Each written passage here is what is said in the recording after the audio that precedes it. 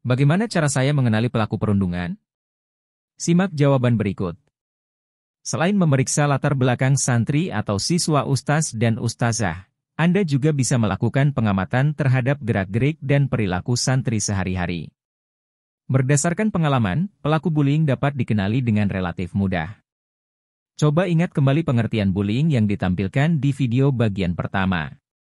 Sebelum melanjutkan video ini, tolong tekan tombol subscribe dan like agar channel ini dan video-videonya bisa menjangkau lebih banyak orang dan informasinya dapat menolong lebih banyak anak. Terima kasih. Anda sedang menyaksikan channel YouTube Muhammad Hamzah. Silakan subscribe channel ini dan tekan tombol like untuk video ini. Jangan lupa lihat daftar putar tentang Stop Bullying di Pesantren. Satu ciri utama pelaku bullying adalah dominasi. Coba ustaz dan ustazah memperhatikan santri-santrinya. Adakah di antara mereka yang dominan? Adakah santri ustaz dan ustazah yang aktif menentukan, menguasai, atau memengaruhi santri lainnya? Contoh, adakah santri atau kelompok santri yang menguasai, menentukan, memengaruhi kegiatan di asrama atau kelas? Siapa yang paling sering menggunakan, secara tidak wajar, fasilitas atau sarana dan prasarana pesantren? Santri yang mana yang sering menentukan suatu keputusan, yang paling sering menunjuk santri lain untuk melakukan sesuatu? Dengan memikirkan pertanyaan-pertanyaan tersebut, saya yakin, di dalam pikiran ustaz dan ustazah telah terbayang wajah atau nama-nama santri yang cirinya sesuai dengan gambaran di atas. Sebelum lanjut, tolong sebarkan informasi yang Anda dapat di video ini sebagai bagian dari partisipasi Anda mencegah dan menghentikan bullying di sekolah. Terima kasih. Santri yang memiliki postur tubuh yang dominan, misalnya, lebih tinggi, lebih kuat atau kekar, bisa berpotensi menjadi pelaku bullying. Potensi tersebut menjadi lebih besar ketika ustaz dan ustazah memperhatikan gerak-geriknya. Bila hasil pantauan ustaz dan ustazah menunjukkan santri itu sering terlihat mendominasi santri lainnya, dalam konteks negatif, maka ustaz dan ustazah perlu melakukan pendekatan ke santri tersebut untuk memastikan. Ustaz dan ustazah juga bisa melakukan pendekatan tidak langsung, dengan cara menanyai santri-santri lain tentang sikap dan perilaku santri yang sedang Anda amati itu. Selain memperhatikan postur tubuh, pelaku bullying juga dapat dikenali melalui ucapan-ucapannya. Kadang, ada santri yang, ketika berbicara, pilihan kata dan kalimatnya lebih banyak yang negatif atau buruk. Ditambah lagi suaranya yang relatif tinggi atau sesekali berteriak.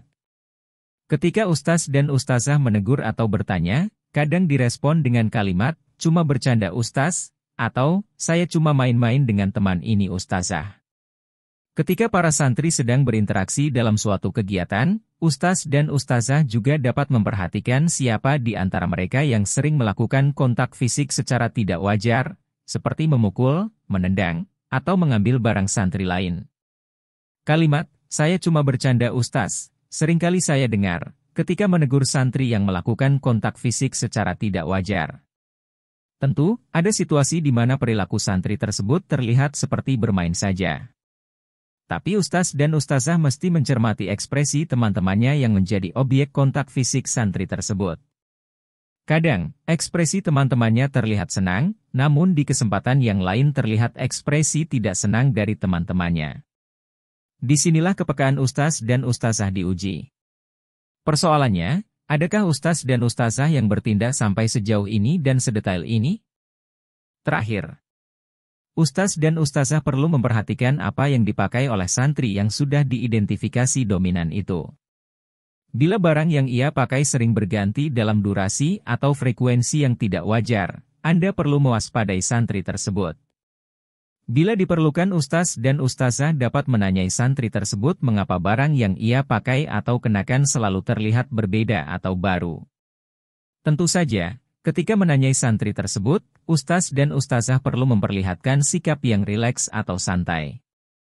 Hindari sikap, bahasa tubuh atau nada suara yang terkesan menyelidiki atau, paling buruk, menuduh.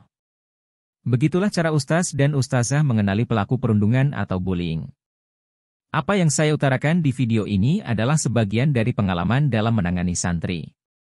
Tulis pendapat dan pengalaman Anda ketika menangani santri atau siswa yang menjadi pelaku perundungan atau bullying. Pastikan Anda menonton video-video stop bullying di pesantren pada channel Muhammad Hamzah. Sampai jumpa di video berikutnya. Setelah menyaksikan video ini, tolong tekan tombol subscribe dan like agar channel ini dan video-videonya bisa menjangkau lebih banyak orang dan informasinya bisa membantu lebih banyak anak. Terima kasih.